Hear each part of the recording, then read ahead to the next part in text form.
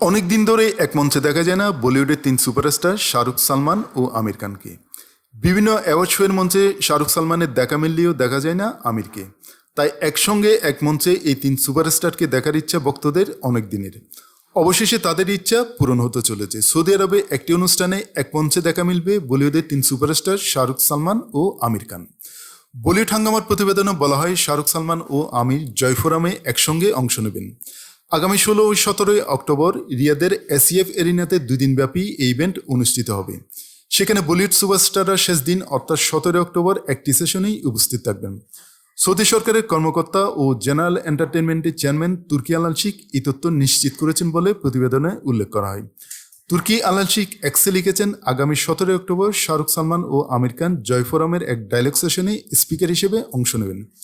এর আগে সৌদি সরকারের একটি ওয়েবসাইট শুধু আমির খানের উপস্থিতি নিশ্চিত করা হয়েছিল। তখন 7 অক্টোবরের কথা বলা হয়েছিল, কিন্তু 10 অক্টোবর রাতে তুর্কি আল আলশিক 3 খানের উপস্থিত থাকার তথ্য নিশ্চিত করেন।